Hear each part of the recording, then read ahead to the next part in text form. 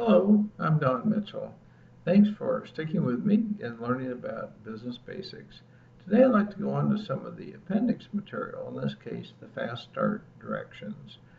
And as you can imagine, a book as large and as detailed as Business Basics is, sometimes it's easy to get lost a little bit in all of that detail. So this hopefully will give you a little string to follow that can get you to your goal of having a successful basic business much more rapidly and successfully. Let me begin by quoting from the book of Mark, chapter 1, verses 40 through 42 in the New King James Version. Now a leper came to him, imploring him, kneeling down to him, and saying to him, "If you are willing, you can make me clean."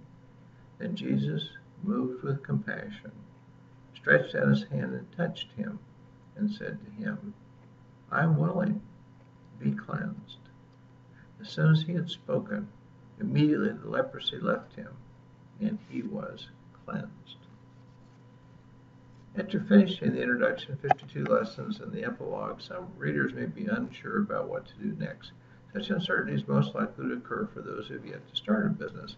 Similarly, while the assignments of each lesson can help readers learn what opportunities they have, some readers may have yet turned such insights into focused approaches such as business models and strategies, and effective plans for implementing them. Appendix A is for these readers. Some other readers may have experienced occasional difficulties while implementing the assignments and learned less than they would like. Appendix A will help fill in any gaps for them.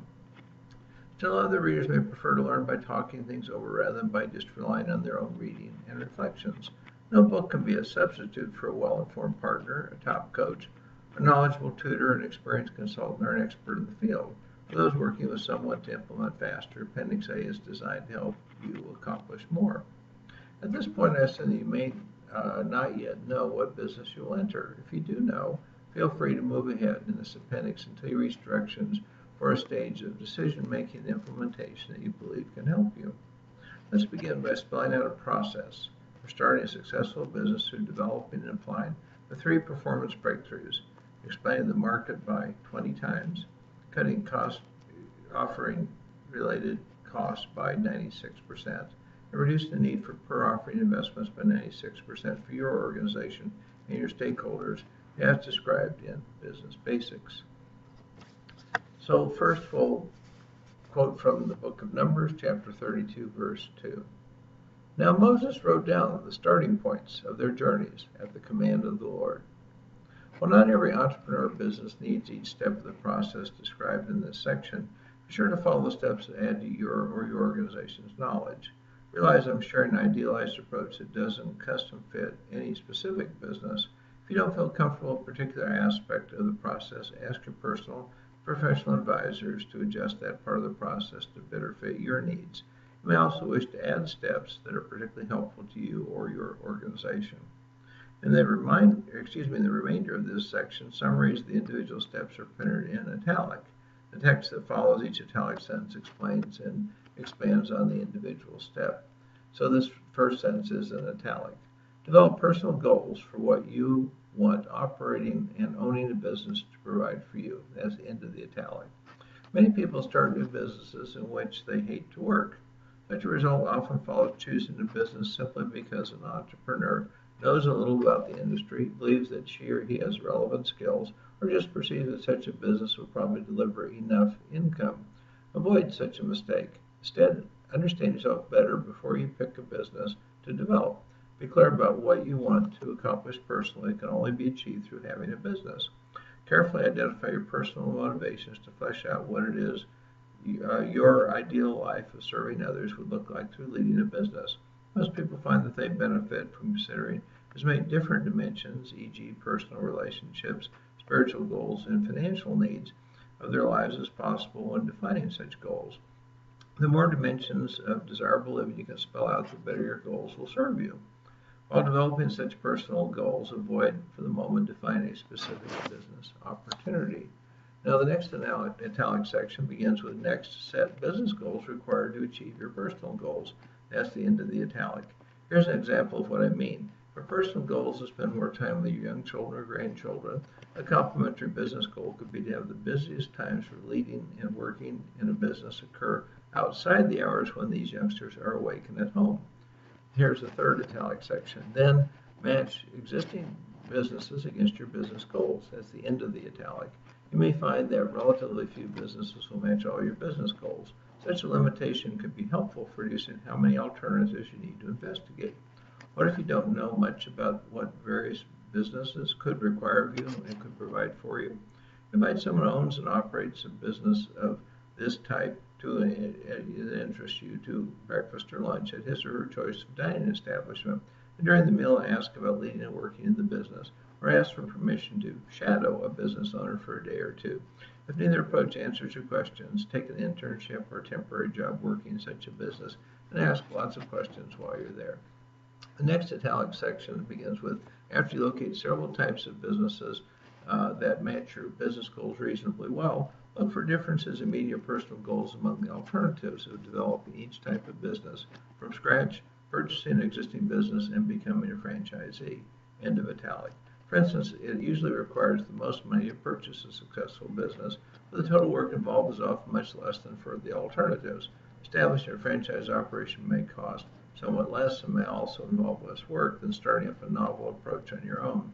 Depending on your goals, you may favor any one of the options. However, keep in mind that some types of businesses, starting up something unique on your own, may be the only viable choice. The next italic section is identify and measure the biggest risks of the most attractive business alternatives. End of italic. Here's what I mean by risk. What are the consequences if you don't succeed? For instance, if you invest $1,000 in legal fees to start up a business, you may lose that whole sum if the business doesn't perform. By contrast, buying a successful business that can be easily improved may cost many times more than a part-time startup, but there may not be much financial risk unless you pay too high a purchase price. After improving such a purchase business, its value increases and someone will usually be happy to buy it for more than you paid for the purchase and what you invested afterward. And here's the next italic. Evaluate the surviving choices business models. End of italic. My suggestion is you favor businesses where there may be such much untapped potential due to weak business models that could be greatly improved. When you make an evaluation, remember that some businesses are very successful despite having bad business models. In the early days of the video rental industry, for instance, most rental outlets applied poor business models and yet all made good profits. Other businesses may already have quite good business models and offer few improvement opportunities. Discount stock brokerages operating with self-service software are a good example at the time of this writing. For more information on assessing business models, read The Ultimate Competitive Advantage and Appendix B in Business Basics. The next italic is investigate how the business models could be enhanced. End of italic. Focus on opportunities for market expansion, cost reductions, and investment eliminations. Find the answers more quickly by scanning industry best practices in these three breakthrough dimensions.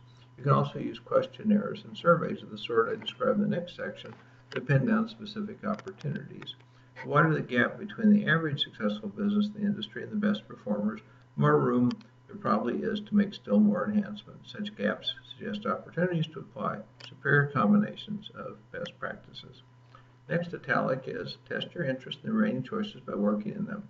End of italic. I recommend working in them at this point in the decision process, even if you've previously done so.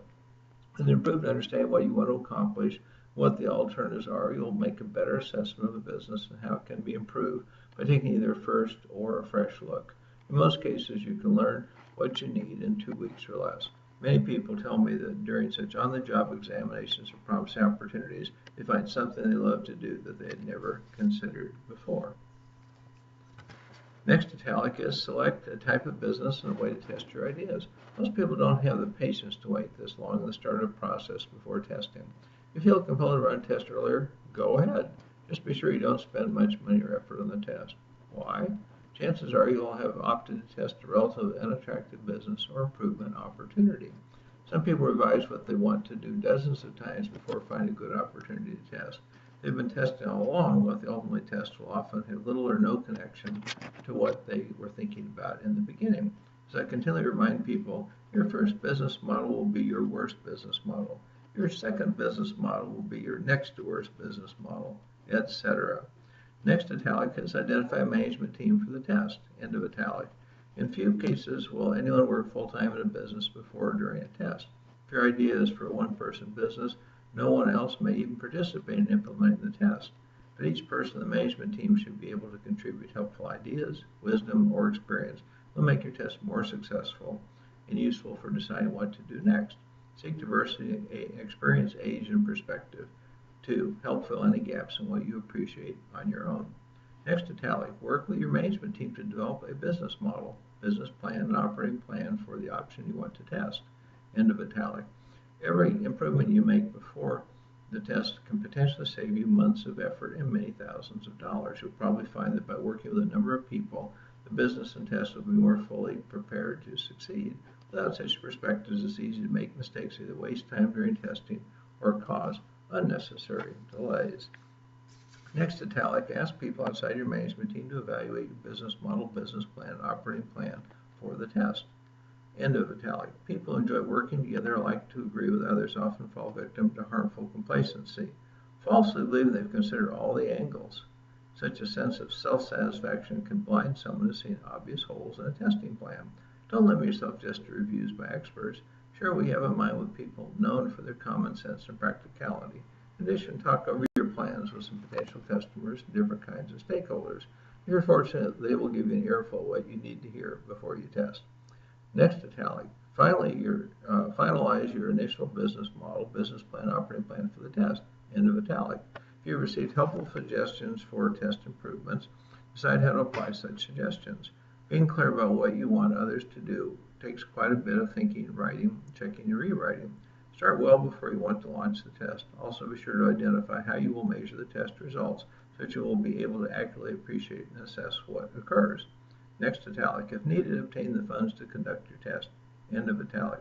You should be able to test quite inexpensively. I try to keep initial testing costs below $100 for any new businesses or business models. If you're going to spend a lot more than that amount, I encourage you to first ask more people to comment on your test and to focus on what you could learn the same or better answers at much less cost. Then next italic is implement the test. End of italic. While you do, be sure to make plenty of notes. Expect and look for surprises. Much what you'll learn will come from noticing what works much better and worse than you expected. Feel free to have more measurements during the test that help you to appreciate why the results differ from what you expected. Next italic, compare your test results to the test plan. End of italic. Nothing else unexpected occurs. Be surprised and look carefully at your results. Typically, tests identify many incorrect assumptions, poor implementation, and needs for major changes in business models, business plans, and operating plans.